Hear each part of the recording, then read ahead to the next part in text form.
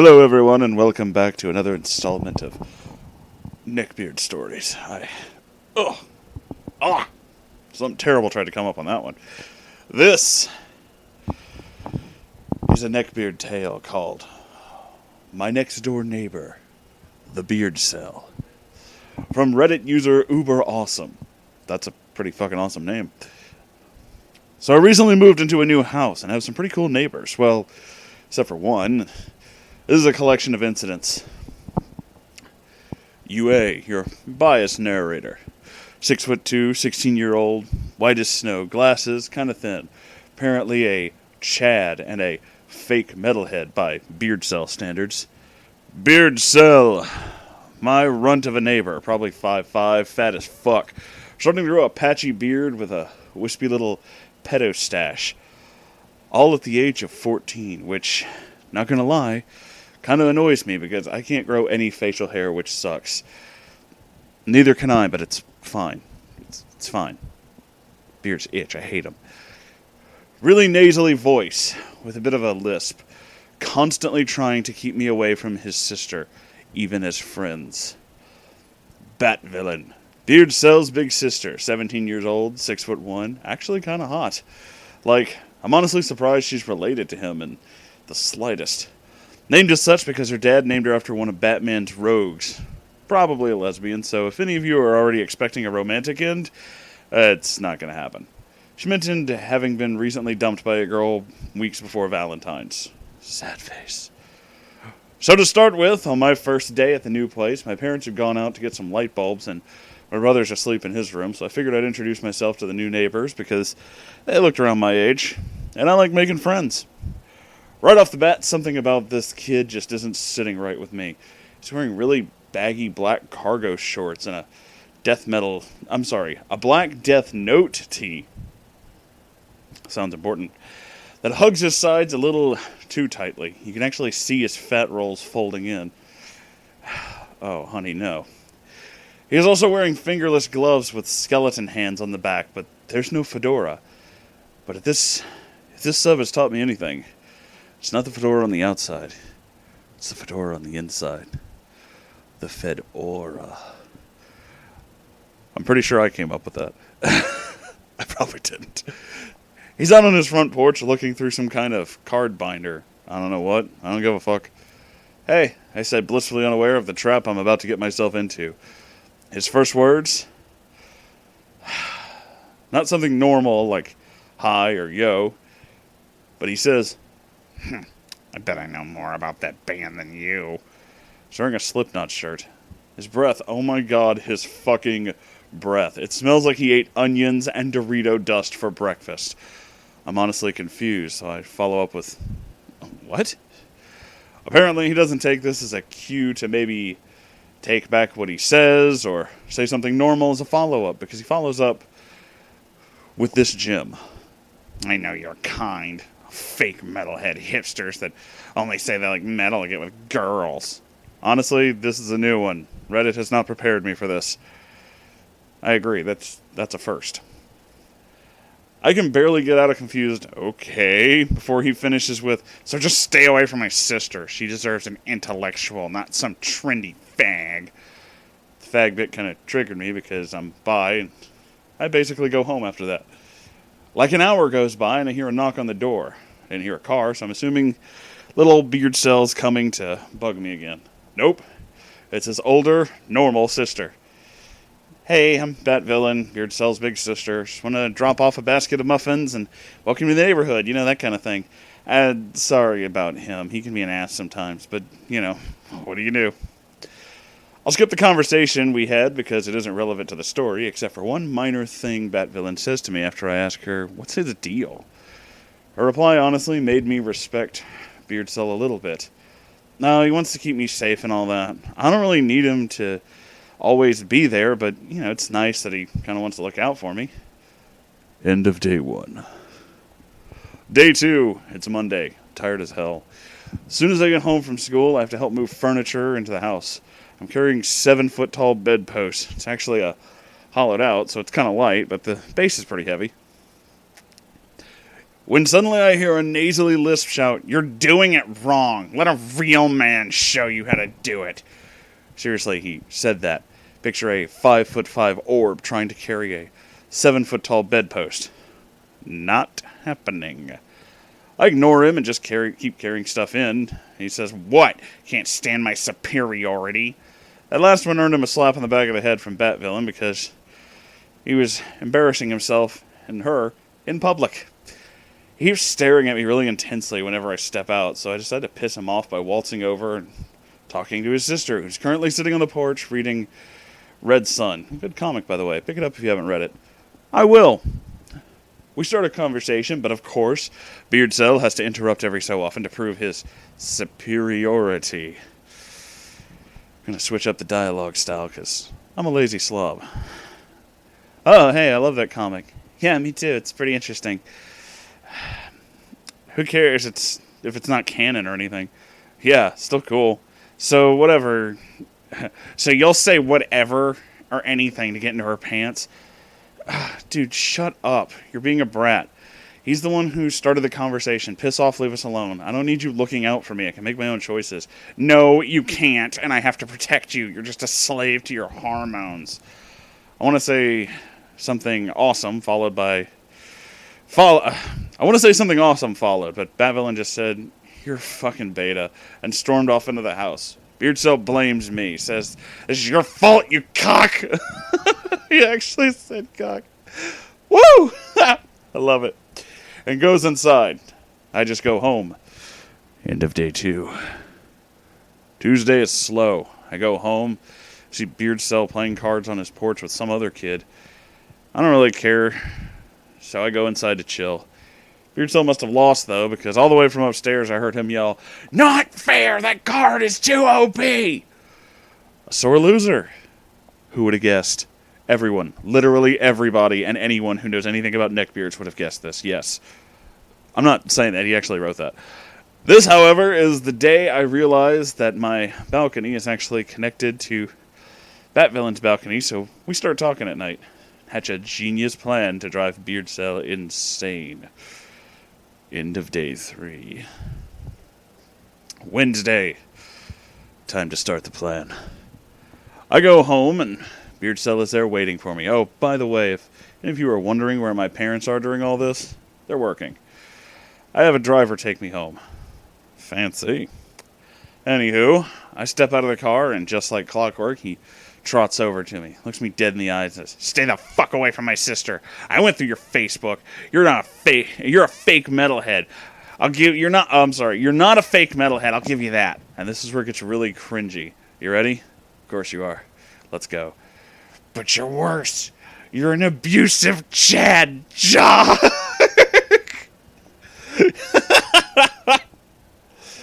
Oh, cue the sirens. It's an incel in the wild. And I don't know what he's trying to say, so I make the mistake of asking him, "What the fuck did you just say?" "I saw your photos. Running marathons for charity, you little shit. Martial arts." I thought you did martial arts, Beardy, but okay, whatever. "I bet you didn't even write that poem yourself." Okay. Did you just diss my work? Cool. The only thing saved him from my foot in his ass is his big sister running over and fawning all over me. This is phase 1 of the plan. Get Bat-Villain to act insanely flirty whenever Beardcel can see us, just to rustle his jimmies. After about 10 minutes of really cheesy shit, Beardcel leaves. And probably makes a post on 4chan about his big sister being a slut for Chad.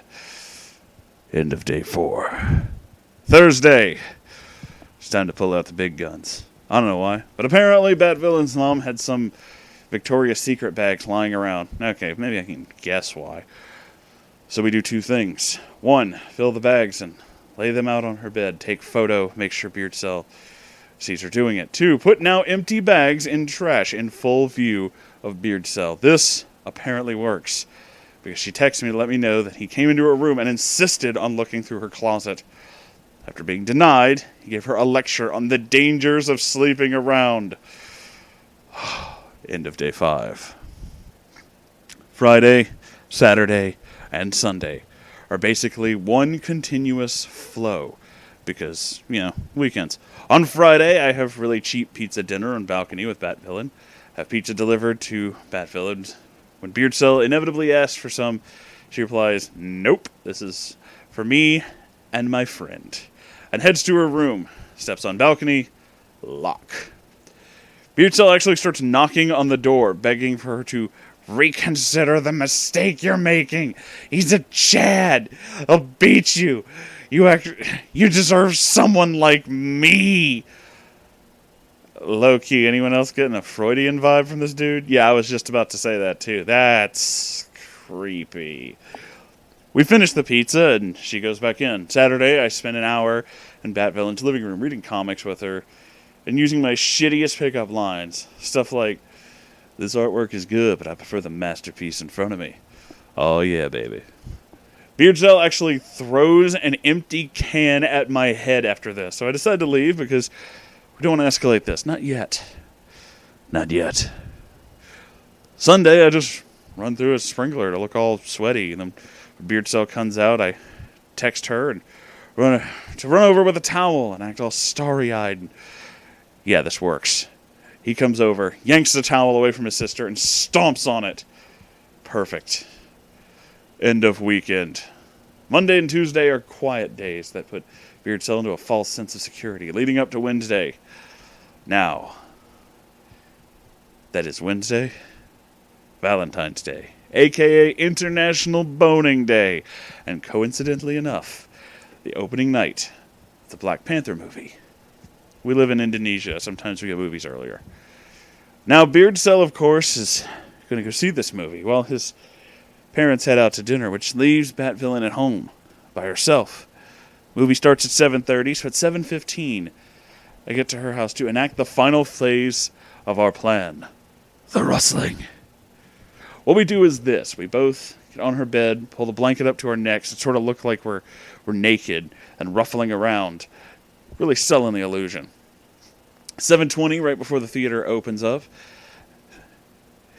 Right before the theater opens up and he can go get a good seat, Bat Villain takes a selfie of us, messy hair, laying in bed, snaps it to him with the words, "Thanks for letting me have the house to myself, little bro." 7:20. Snap sent. 7:21. Snap opened. What follows is a large mass of angry messages that are honestly the usual, minus a few highlights, which we shall place here. "How could you do this after I spent so much time defending you?" Okay, this is getting really creepy. This guy totally wants to sleep with his sister. "Make sure he stays. I want to have words with him. You're such a slut. You slept with a Chad Chalk." Oh my god. Oh my god. "Tell that beta that the alpha is on his way." No, he fucking didn't. Oh my god. Woo! Alright. Here we go. Eventually he calls and Bat Villain passes the phone to me. Now, this may have been taken a little too far, but I say, "Hey man, thanks for leaving the house," and hang up. I make my way back to the balcony and we play the waiting game. He's taking a grab? I'm gonna guess cab. To get home, which is like... Oh, grab, which is like an Indonesian Uber. Okay. I might have wanted to finish that sentence. Not me. Anyway. So that might take a while. Eventually he does get home. And I can see he's dressed in all black, with the exception of a beige trench coat. His face is red. I'm sorry, I'm trying to open the drink. Anyway, he's dressed in all black, with the exception of a beige trench coat. His face is red. And he's clutching a fedora like his life depends on it. I wasn't around for this next bit, so this is all described to me by Bat Villain. So I'm trusting her to get this right. Now, since I left their house by crossing the balconies, he's really confused when he gets there. And he gets their maid that said Bat Villain's been in her room for the past hour. No one came through the front door. When he gets upstairs, he's yelling. He's probably in shock when he notices the bed is still neat and made. There's no evidence of frick-fracking, no condom wrappers, no Victoria's Secret stuff, not even a sock. Eventually, after standing there red-faced, mouth open for a few minutes, he lectures her for worrying him and making him miss the movie. TLDR, Beardcel rustles my jimmies. I make him think I rustled his sisters. And he misses a movie. I am an evil genius. You know what? You kinda are. And I just noticed, update, there's a sequel. You know what? Let's read it together. Let's read it right now. Let's do this together. How long is this video? 15 minutes? Fuck it, let's keep going. I don't care. This will be fun. But before I do that, I need a little drink. So, here we go. Let's continue. This is part 2. Beardcel 2. Chad comes to lunch. Alright, since a bunch of you wanted more, I'll share a story that happened today. See, after the whole rustling from last time, I figured I'd leave Beardcel alone for a couple of ways. You know, to plan a better prank. I mean, let him chill out. Well, today, Batville invited me to lunch at her place because he had a friend over and he was weird. Also, a minor thing that I want to share, but has nothing to do with this story, but for the whole prank, she told me that Beardcel apparently added me to his list of mortal enemies at spot 16 for, quote, ruining his sister. Yeah. I really don't care, but anyway, without further ado, let's begin. Characters are the same, except for one new guy. The other kid, or Talk for short. He was the dude that Beardcel played cards with in the last story. Skinny, really bad acne on his forehead, cheeks. I swear, I saw something on his chin. SMTH? I'm not really... Anyway, he's actually a little bit taller than Beardy. Probably 5'8". I don't know. I'm eyeballing it based on how tall I am. No neckbeard, because a few stray hairs on his chin that could charitably be called whiskers. Really greasy black hair that's styled in a bowl cut. And remember that guy from the Looking for an Internet Girlfriend vid? Yeah, his voice is basically like that, but with more of an Indonesian accent. I don't know that video. I kind of want to watch it, but I'll have to do it later. And his fashion sense was for shit. He's wearing like a mass of neon bracelets, a blue MLP t-shirt, and a pair of black trip pants. So moving on. Today's a pretty chill day, as most Saturdays should be, except for when I go outside. Normally, I want to stay inside, sleep on the couch. But I have cats, which aren't allowed to be inside because my mom has allergies, so I go outside a lot to feed and take care of the cats. It's usually kind of uneventful, except for today. Beardcel is out on the porch with Talk and sees me with the cats, and for some reason, he quietly, quote-unquote, tells his buddy that that's the Chad cuck that ruined my sister. Oh, my salty little beard, how wrong you are. Talk's response, on the other hand, blew me away. He says, hey, look, the pussy is a pussy, while pointing directly at me. Right, well, it's enough outside for me today. Except Batvillain actually hears the second yell and comes out to 1, pet a floof, and 2, invite me to lunch at her house. I'll be honest, taken by surprise, but, you know, this invite, since I assume we'd be kind of leaving the beard alone today. Aren't we not messing with him this weekend? And just come over. The little fuck, she points to Talk, has a weird thing for me. I need a fake boyfriend so he'll fuck off. Can't you just tell your parents to give him the boot? They're not here, and the maid doesn't like to get involved in our social shit, so, yeah, just help me out. I gotta stay inside. I'm sorry, I got a Satya? S-A-T-A-Y. I'm not really sure what that is. Satya? Say no more. I'm sold. I'm going to find out what that is real quick, because it looks like a thing. S-A-T-A-Y. Enter. We're Googling stuff together, and ooh. It looks good. It's like a... Sorry. It's foods. Or... Indonesia is a dish of seasoned, skewered, grilled meat served with sauce. Well, that sounds really fucking good. Yeah, I'm like this guy. Say no more. I'm in. I lost my fucking spot. Hold on. Oh, wait, here we go. I basically nod a quick yes, put the cat down, follow her into the living room. So immediately, as soon as I walk in, Talk does a full 180 from earlier. Acts like he's never seen me. Who's this mysterious fellow? A boyfriend? Yeah, let's go with that. Isn't that right? She acts like she actually does an exaggerated cheek pinch, much to the chagrin of Beardcel and Talk. But he's white. What could you possibly find appealing about a mindless thug like that? Okay, wow, you racist midget. He's sweet, nerdy, has similar interests, and is really cute. Oh, stop. You're clearly not getting it. What does he have that I don't? Honestly, her reply to this catches me off guard. I had to stifle a laugh. Well, he stands a few inches taller than most men. Real subtle. She grabs my arm and pulls me to the couch, and then... Get your hands off the filthy Chad! Don't worry, Shorty, I'm clean. Just let us eat in peace.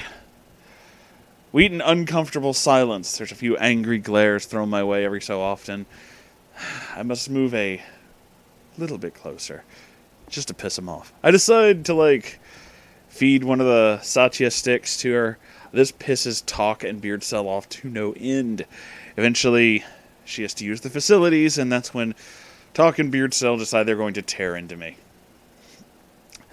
Back off, cuck. My sister deserves an intellectual, a nice guy. Oh my god, he said it. Someone that could treat her like a queen. Right, so you want her to date you? I saw a bunch of comments saying he probably really wanted to. Figured, let's throw him off a little. Beardcel. Stunned silence. I think I can hear the gears turning in his head. No! Someone like, Talk. Yeah, you broke the rules anyway. I had dibs on her. I honestly choked on my food because of how off guard that caught me. Dibs? You realize that's not a thing, right? Oh, whatever. If you're the cuck that stands in between me and her, I'll take you out like a knight fighting a dragon. She needs a nice guy.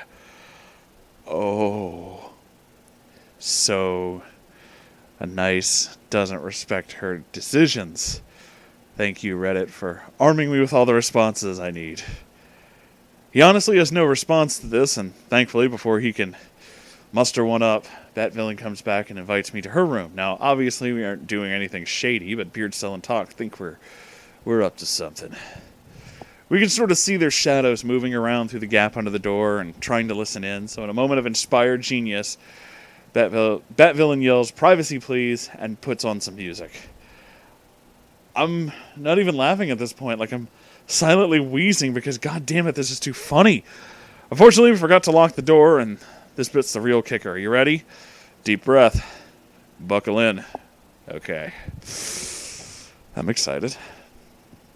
Beardcel and Talk actually burst into the room, ready to freak out about Batvillain being seduced to the dark side by Chad. And Batvillain, not wanting to ruin the illusion, with that hope of scaring them off, decides it's kiss time. At least that's what it looks like. You know that trick where you learn in drama class to fake a kiss on stage? If you don't, here's how it works. The person who initiates the kiss puts their hand on the cheek, face away from the audience, thumb over both of your mouths at an angle audience can't see, makes it look like you're kissing, but saves the actors the trouble doing something weird. They see what they think is a moment of passion. And I really can't describe the noise that Talk made. For those of you that browse r/green text, I know where this is going. He read. Ah! An actual person went. God, I wish I could say I was making this up. He's red-faced, or as red as you can get when you have a tan. And Beardcel is in total shock. Batvillain seizes the moment to basically tear them a new one for killing the vibe. Oh my fucking god, do you have any understanding of privacy and personal space? Go back to your own room, you fucking red-pilled assholes. I've made a choice and I'm sticking to it. But I don't give a shit what you think. He's a real nice guy, actually treats me with respect, doesn't come barging into my room just because I leave the door unlocked. But we're trying to protect you. I don't need your protection. Now get the fuck out. And if you tell Mom and Dad about this, I'll show them the disgusting shit you keep under your bed. Side note, I asked after this. Apparently, Beardcel keeps Shota/Lolly comics under his bed. I feel sick. Yeah, you and me both. Blech. They both nod and leave. After that, Bat Villain spends 5 minutes apologizing for springing the stage kiss on me like that. And after that's all that settled, I decide to go home because I've had my fill of euphoria for the day. On the way out of the house, though, I left through the front door this time. Beardcel and Talk basically block me from using the door. I'm about ready to shove past them until Beardcel hits me with this bomb.